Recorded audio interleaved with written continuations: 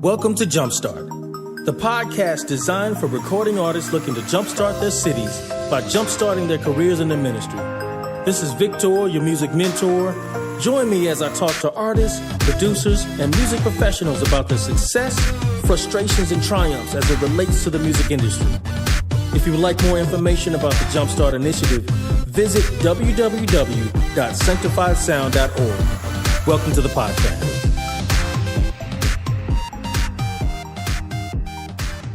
Are you a talented amateur or a consistent professional? What's an amateur? An amateur is a person who engages in activity only for pleasure and for the pure enjoyment of the task. Amateurs have great performances sometimes, not all the time. And most amateurs are usually self-taught. What's a professional? An individual that is educated and trained with a particular knowledge and skill necessary to perform a particular task. So as a professional, we all need to stop acting professional while having an amateur mindset and executing amateur work. Invest your time and effort into getting better at your craft. Study other professionals. Professionals are consistent.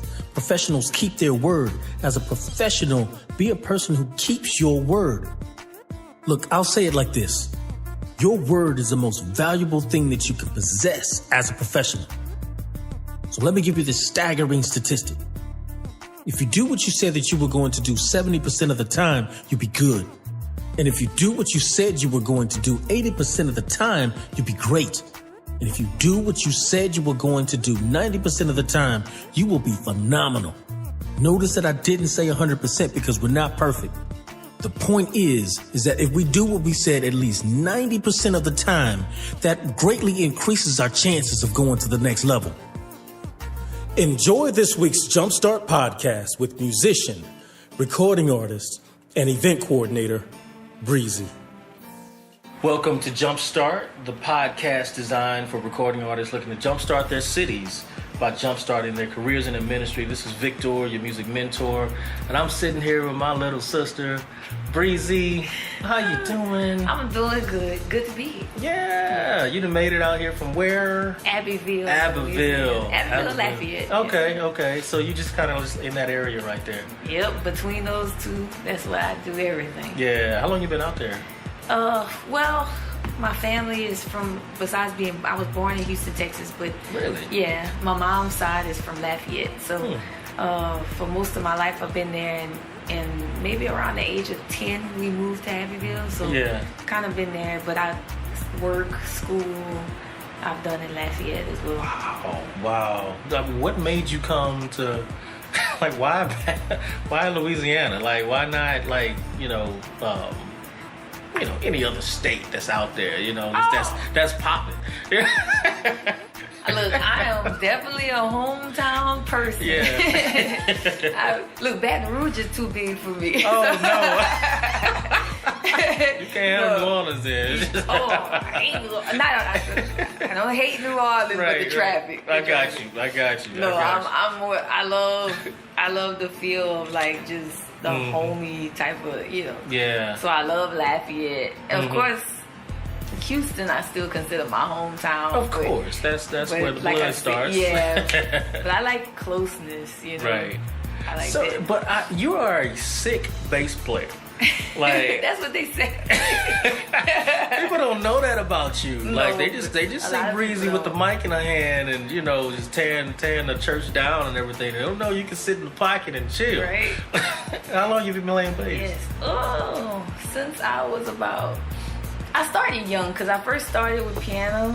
So I really? I do play a little bit of keys. I'm not as good as I would like to be. Yeah. But took college courses and everything. Right. And I started there with Donnie, and but he was like, oh, you catch on so fast. So he was like, stick around for the bass lesson, stick around for the drum lesson. So this is like when I'm like 10 and 11. Yeah. And whenever I was 16, because I always kind of fumbled with it, and the bass player at our church started working a lot. And so they needed somebody to kind of step in. Yeah, and so I started learning songs. You could say the rest is history. Right. So since I was 16, good by default. By default. by default. Out of necessity. All him. Yeah. Yes, indeed. Yep, So you playing at your church now? Yeah, I play at my church, and I've helped other people out. Like I've had people who've done events and they needed to put a band together. Yeah. So yeah. Who have you played with? Man, they had some sisters, and they did one. I helped them out one time. They did like a musical, and one time it was so cool for a women's conference. They wanted an all-female band. So yeah, so I played with them. This is like you probably was the first person they called. It's like so I played with them before. Of course, I played with Donnie Bolden Jr. a lot. Really? Yeah, we go to the same church. He taught me. Yeah. So a lot of times I play with him. And I also Lighthouse Family Church. Every once in a while I help them out. Yeah. Yes, Ty Cook. I help him out as well sometimes. Yeah, that's my mentor. Yeah.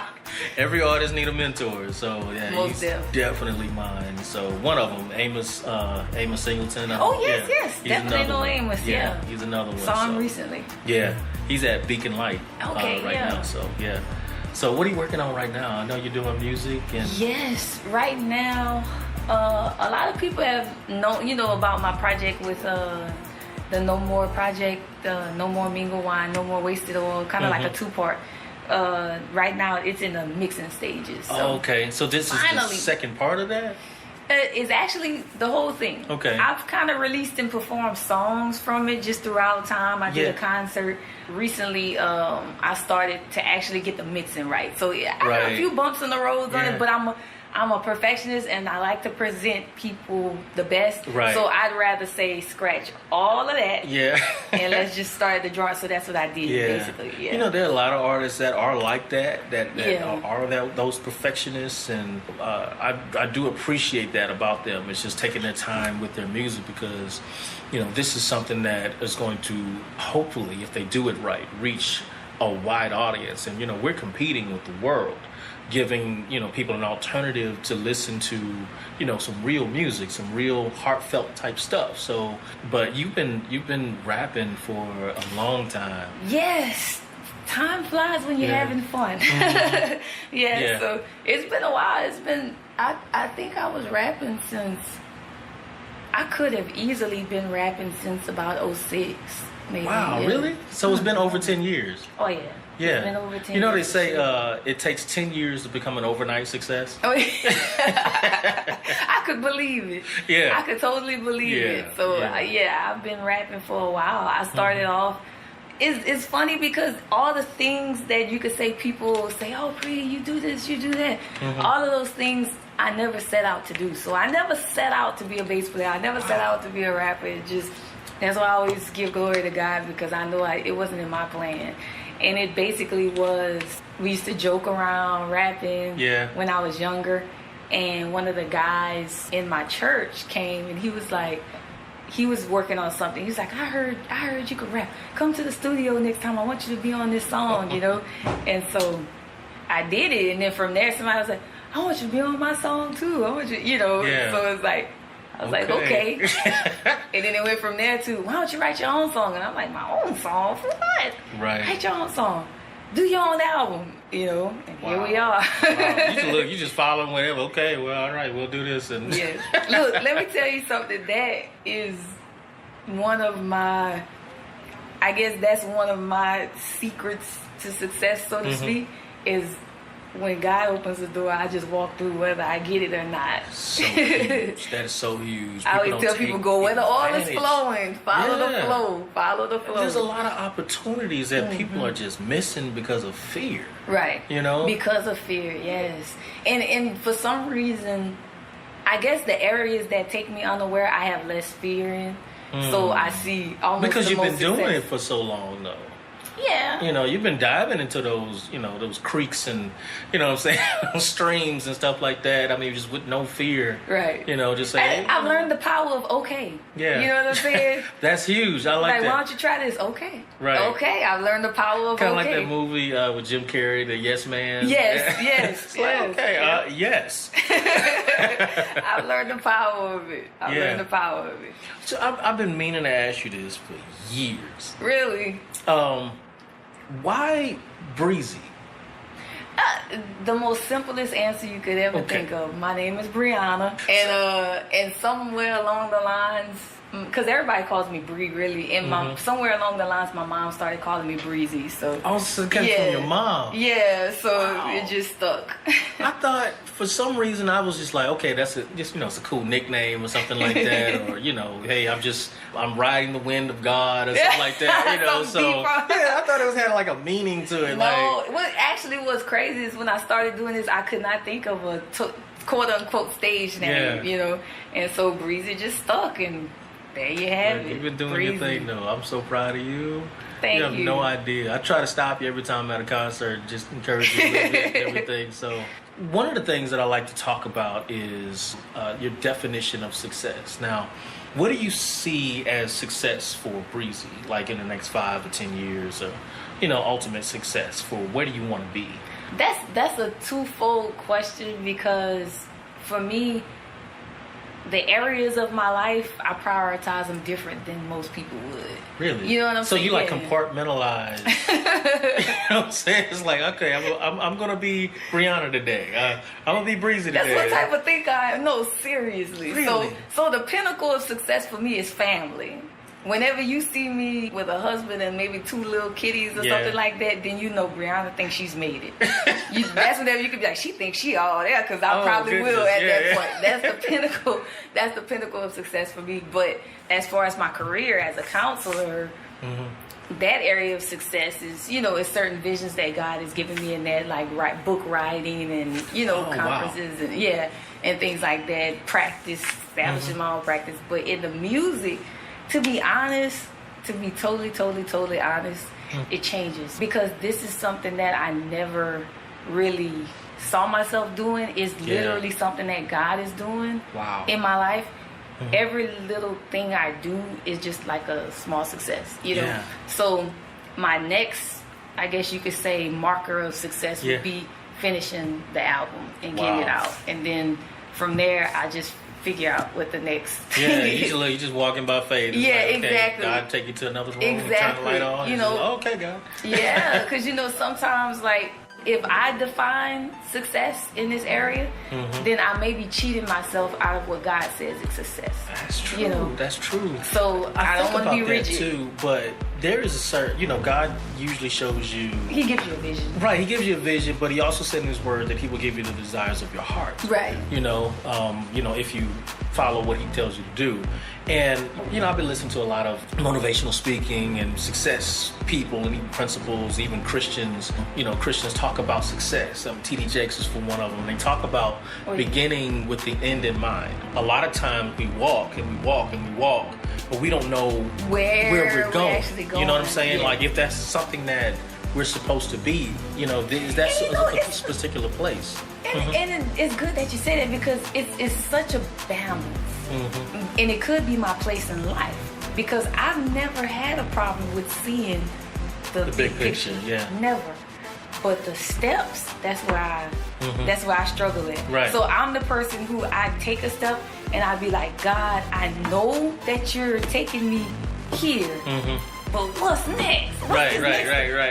And the thing that he always tells me, that scripture where he says, I'll be a lamp unto your feet and a light unto your path. Right. Usually a lamp only shows you the next step. It does. It only lights up so much. Right. That's where I'm always working on myself, because the big picture, I could see, I could envision a concert and I could make it happen. And the next thing you know, do that though. I mean, you put on a few conferences and stuff like that. Like, tell me about that process from the idea stage and say, hey, I want to do a conference. What's the process that you go through to actually make that happen? I know it's like extensive, but actually, it's not extensive at all. I'm telling you, it's the power of okay.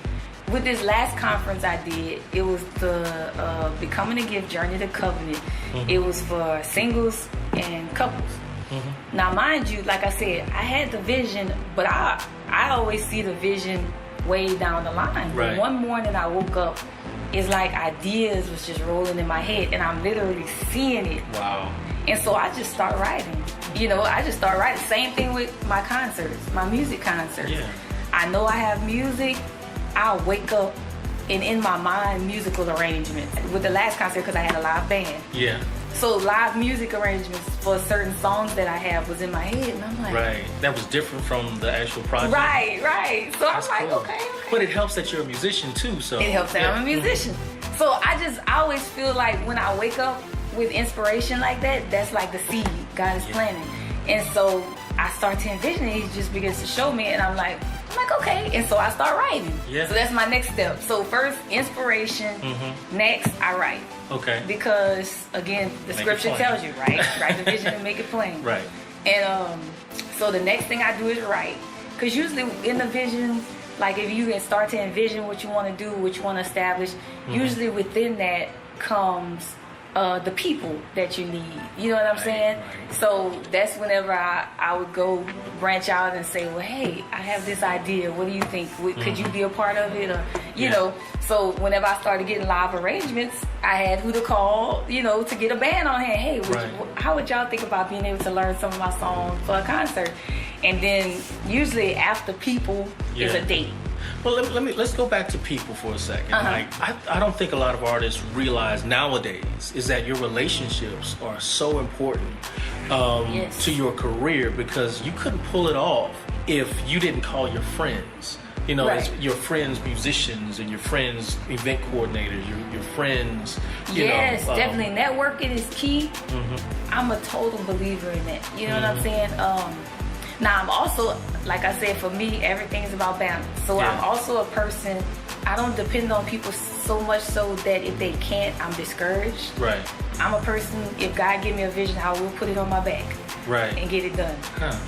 But at the same time, He'll show you the people that's necessary for everything. But I think a huge thing in that is always integrity and humility, because you have to be humble enough to know you need somebody else. You can't do it all by yourself. Yeah. And having the integrity to uphold those relationships that God will bless you with when you begin to network with people, and to stay in good standing, and to, if I call on you, if you have a service, that you provide, if you help me out, that's fine.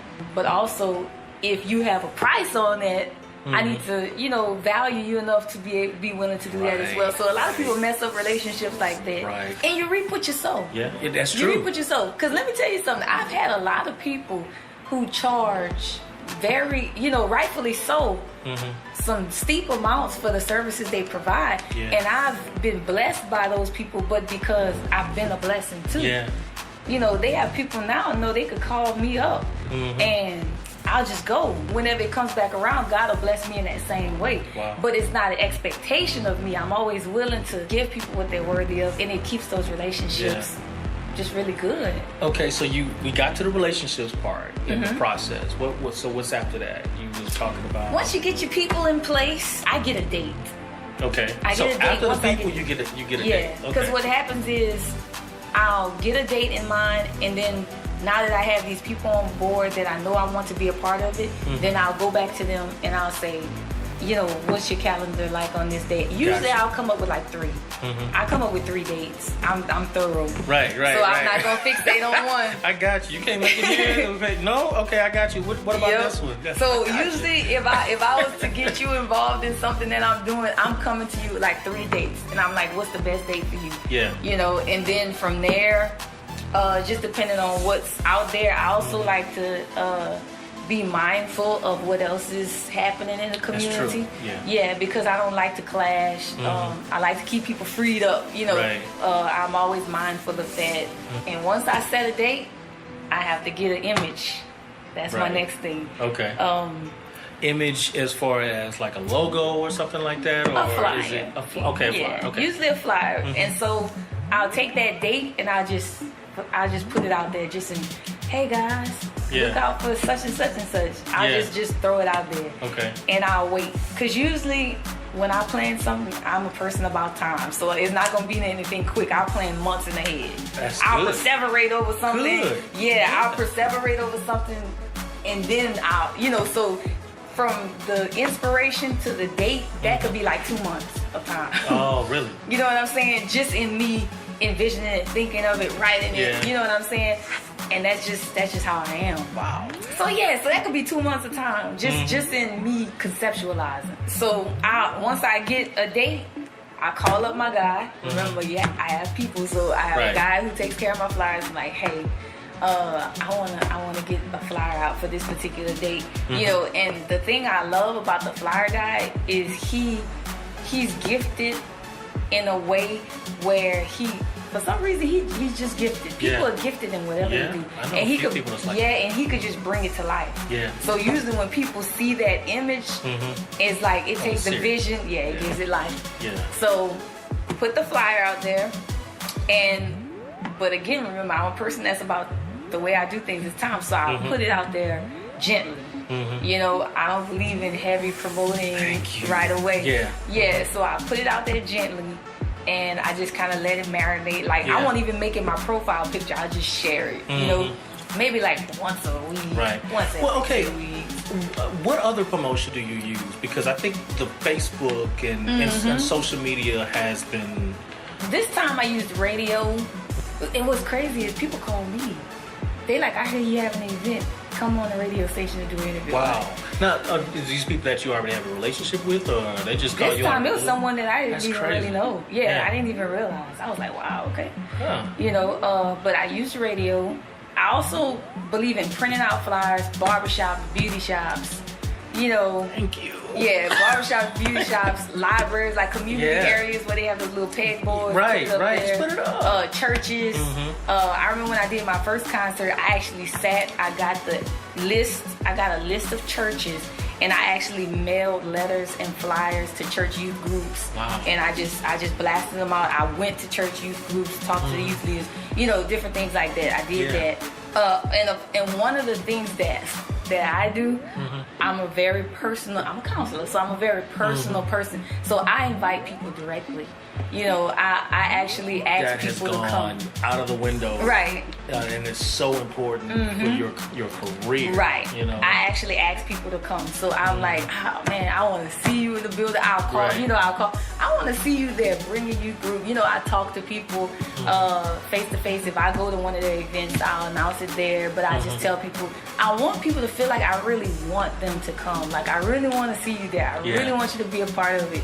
You know, and so that's my thing. So those are my main areas. You know, I'll personally ask people to come, put the flyer out, and like I said, I start off very gently. I start off gentle enough where people can kind of put the date in their mind. Okay. And then usually when it's getting closer, then I start heavy promotion. I'll start heavy. Like I'll probably make, like on the Facebook, put my profile picture. I'll blast it every day.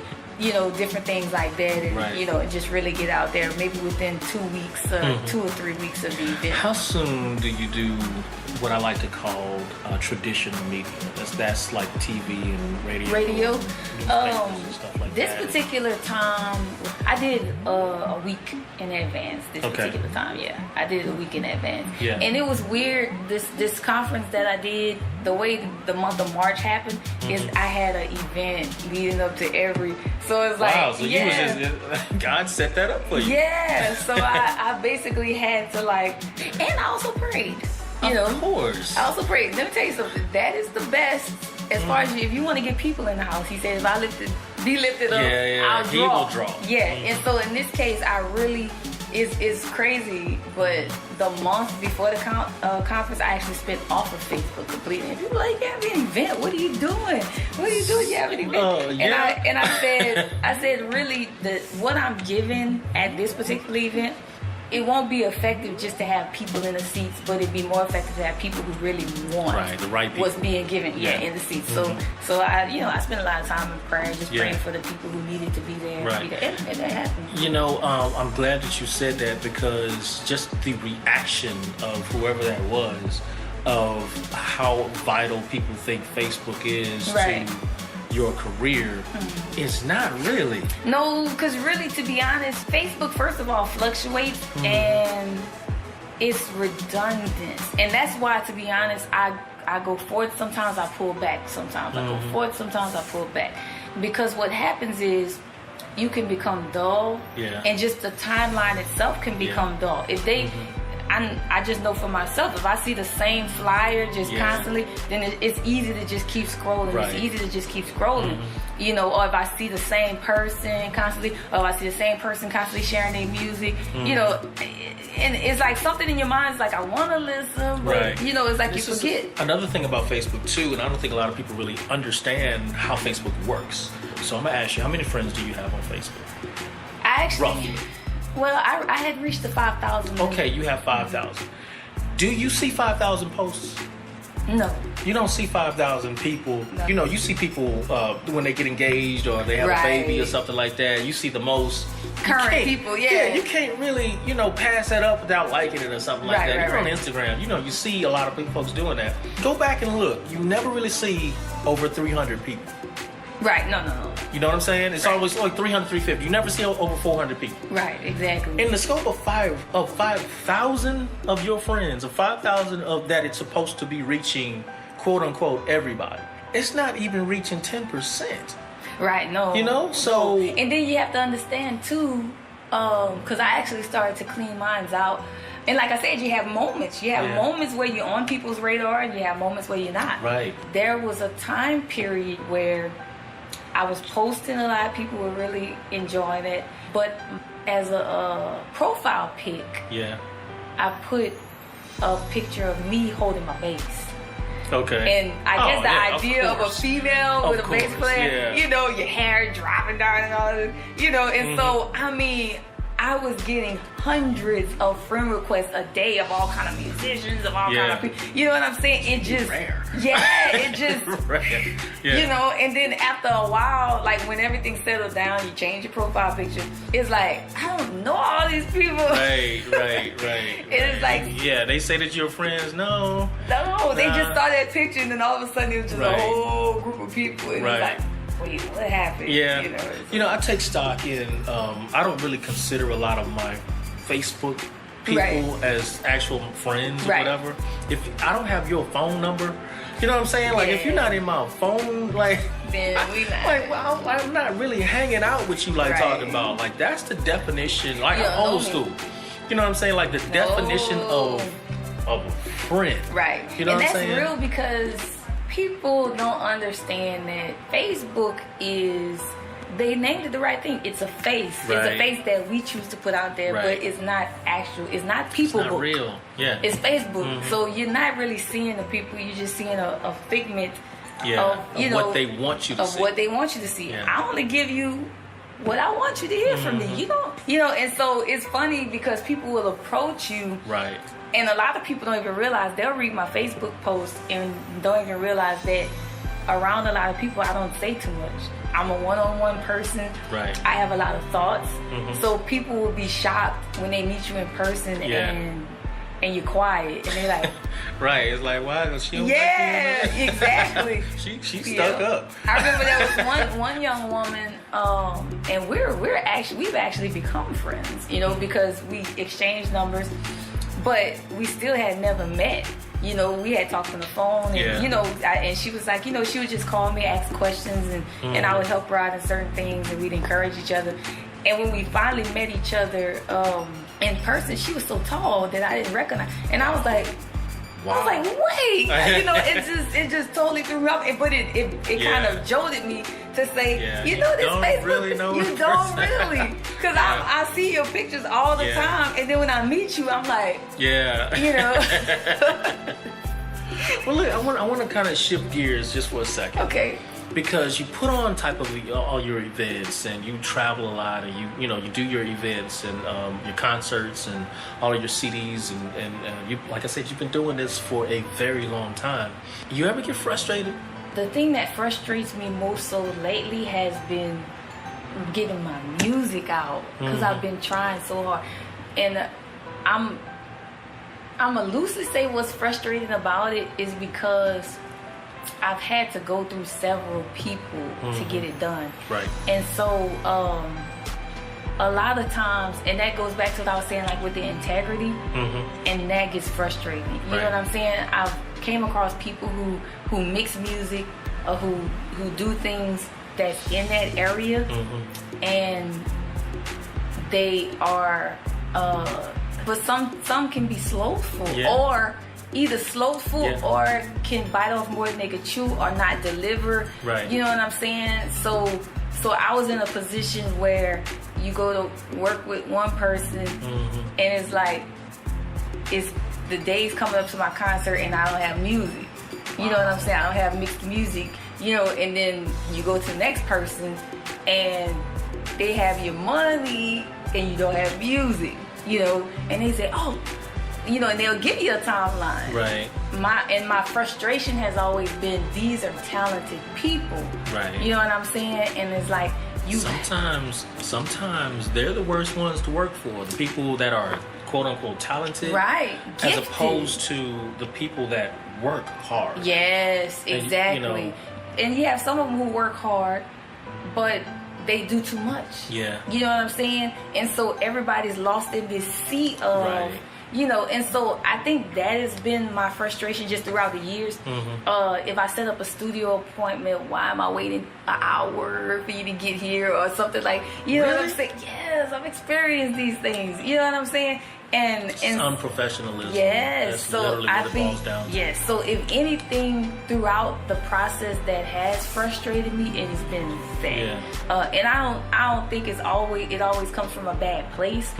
But it could be from people having too many irons in the fire. Right. It could be from just somebody who has the talent but doesn't quite have the ethic, you know. So coming across those types of situations, I would say, and it could just be because I'm a lady, you know, sometimes too, you know. Trying to take advantage of it? I mean, really? You know, not really, because, you know, I don't know about that. Like, everybody loves people, Breezy. I guess so. You know, because some people might view it like, oh, that's just Bree. That's just Bree. You know, because I'm an easygoing person. Oh, that's just Bree. That's just Bree. She'll be all right. Crazy. You know, so I don't know. There's probably people that got way too comfortable with you or something like that. It could be that, you know, because like I said, I'm a very personable person. So, you know, so at the same time, I'm not going to bust you. I don't have that testosterone aggression type, like, especially in look. the music. Yeah, especially in the music, especially with the music. So I'm really laid back. And so sometimes that, you know, that might come, you know, back to bite me a little bit. But I'm the person, I'm not a person who has push unless God gives it to me at that moment. But when God gives it to me, I'm ready to go. Yeah. I'm ready to go. You know, so that has been my frustration, is sometimes when you patronize certain people and their gifts and their talents and their businesses, a lot of times it ends up being a brick wall. Yeah. And so that's not always, whenever you're doing it truly for God and you feel like I'm trying to achieve this purpose, when you hit that brick wall, it's like it makes you want to quit. It does. People see me keep going, but I thought about quitting before I started. People don't even know that. Really? Well, I think we've all been there, though. You know, not finding our proper footing, and that's why you need someone, you know, like a mentor or something like that to kind of help guide you through those difficult moments and stuff like that. But this is what I like to say: we're in a maze. Yeah, okay? And so, exactly. So that brick wall shows you your next turn. Yeah, it's just, okay, well, this is not, you know, I'm not supposed to go this way, but you got to look for that opening or where you can go. Sometimes you hit dead ends, but that doesn't mean stop. No, it doesn't mean stop. It just means go, because it all leads you might have to retrace your steps a little bit and go back to the point where you messed up, and so that you can take a whole nother route, because success is still out there. The way out of the maze is still out there. You know, you just literally have to just find it, and it's not going to be a straight route. You literally are going to take turns, and you're going to bust your head a little bit. You know, it's not going to be easy. It's all learning. You know what I'm saying? And then my thing was too is when I hit those brick walls, I just take it as God's way of either teaching me something else, or just, like you say, of just bringing me through that maze. So I'm careful not even to speak bad. You know, I don't do that. You know what I'm saying? Like to speak bad about somebody or to get upset. You know, because again, you never know when you have to come back that way again, or when they have to come back that way again. Yeah, so you just never know. You really do reap what you sow. I just always try to make sure I'm putting out, you know, in the atmosphere what I want God to bring back to me. You know, and so it's just, you have to take everything in stride, you know, at those times. You know, for me, whenever I started doing this, you know, I started off with the Mighty 30, those guys, and the way it was, we started off, we was doing little local churches and stuff like that. And then, and then after a while, we come up and we see this whole other world of like the LA Wheels and the Baton Rouge scene and the, you know whatever was popping back then. Yeah, what they had, Kingdom Connection, Eternal Life Records and all of this. And you see this, it's almost like Dorothy and then when they walk up to the Wizard of Oz and it's all flourishing, and you like, and then whenever I saw that, I was like, you know, I just backed out. I'm like, no, this is not for me. I can't hang in there. You know what I'm saying? I can't hang in that ring. You know, and so I was just like, I don't think I should be doing this, you know, because I'm just looking at the scale, you know, and I'm like, the bar, and I'm like, I can't stack up to that, you know, and so that made me back up. Right. And to be honest, God himself spoke to me. And because I always felt like I was a nerd. That was just me. So I didn't feel like I had swag or nothing like that. I'm a nerdy church girl. That's me. Hey, look. You know what I'm saying? Teachers on. Sometimes people use that as their gimmick and they embrace what they are. No, you know I was like, I'm not cool at all, man.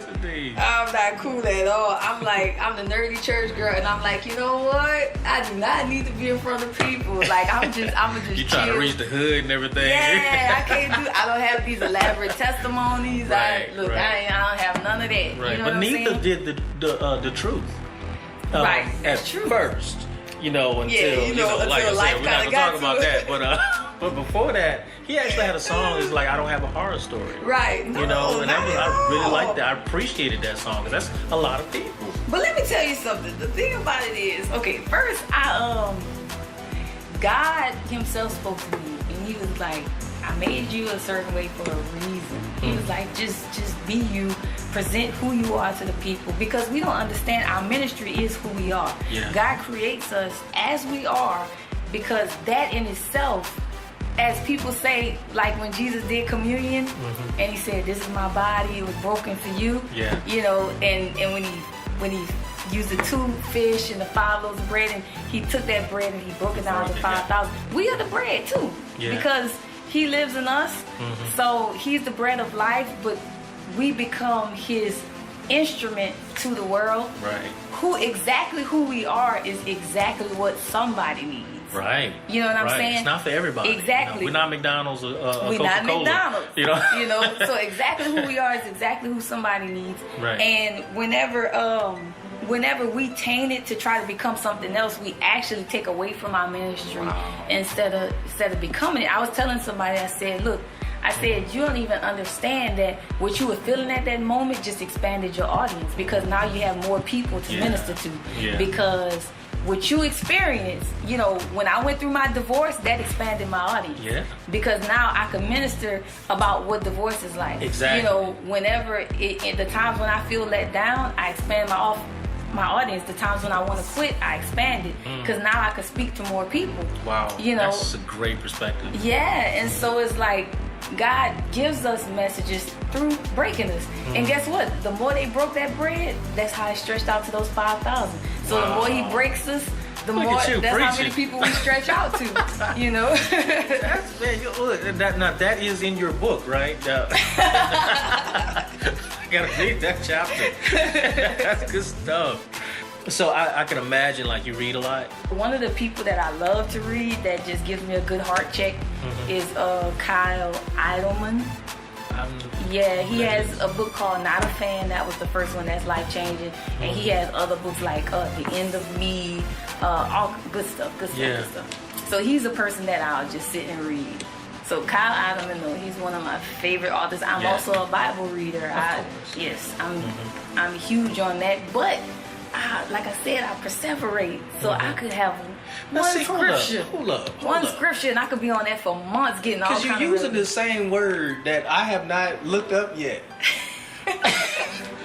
What What is it? Perseverate? Yes, perseverate. Like, you make me, like, I feel like I'm in English class again. Oh, you sound like my friend. Perseverate? You sound like my friend. You sound like my friend. That's too many syllables you make right me learn new words, man. Messing with you. Yes, indeed. English class. Let's go. English 101. Let's go in for a Perseverate actually is, you could say it has the same derivation of persevere. Okay. But if somebody perseverates on something, it's like they kind of just stay right there. Oh, okay, gotcha. Yeah, gotcha. like so I always mess with my friend because I say she perseverates around things. Like she'll get this one issue and she'll just be trying to figure it out and talk. Right. I'm like, Dad. I was like, girl, it's okay, She's like, no, but I was like, you're perseverating over it. But I do it too in my own Clear words. reader. You are a clear reader. I love it. When I was a kid, I'm ashamed to say it, but I am totally a nerd when I said I used to read the dictionary. Yeah. I appreciate you coming in. My pleasure. Coming to do this. This is one of the best conversations I've had in a long time, with this and everything. So, but before you go, I like to do what's called rapid fire questions. Okay. And we just throw some questions out and just see what happens. Okay. Whatever. So, if you were on a desert island, stranded, what's something that you could not live without? Television. Really? That's how I relax. Television. Wow. Especially if I'm by myself. I do not need a base or anything on TV. Wow. So it's like Netflix or... I'm a mixture. I'm a movie person, but I really like TV. So I have shows that I follow, like crime shows, hospital shows. Yeah. Wow. And I do so much. I don't have time to watch TV as much as I would like to. Right. So being on a desert island, that would just be the perfect opportunity to catch up on shows that I'm behind on.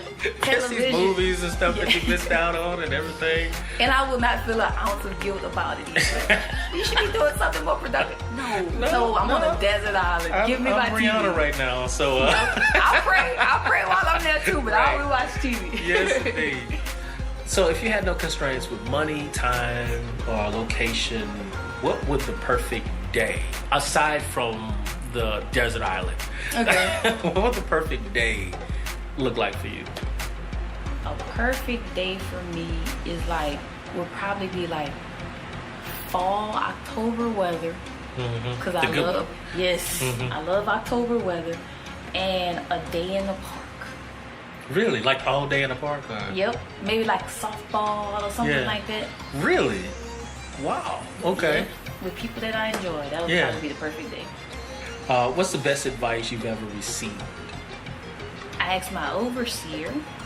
I was like, whenever you say something, how do you know like it's of God? And like, how do you know that you heard from God?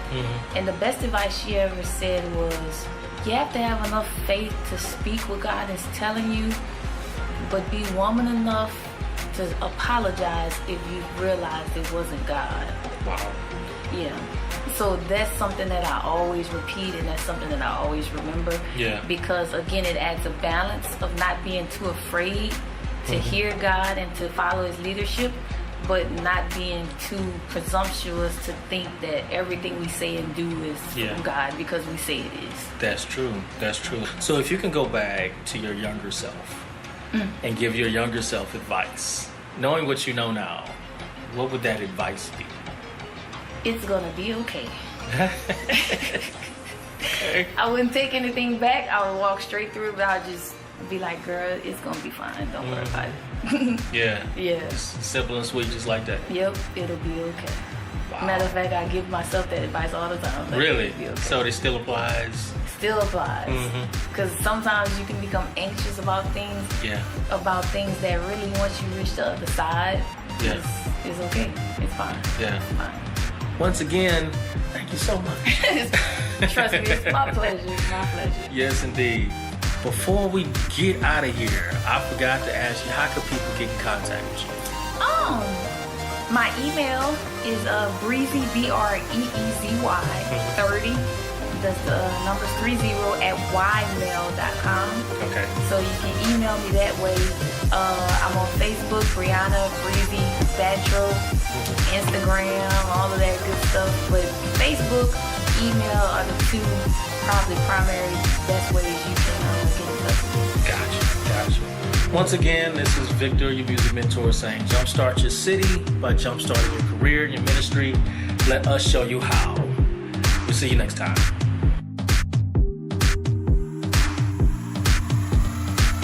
Thank you for listening to Jumpstart, the podcast designed for recording artists looking to jumpstart their cities by jumpstarting their careers and their ministry. This has been Victor, your music mentor. And if you would like more information about the Jumpstart Initiative, visit www.sanctifiedsound.org. Thank you for listening.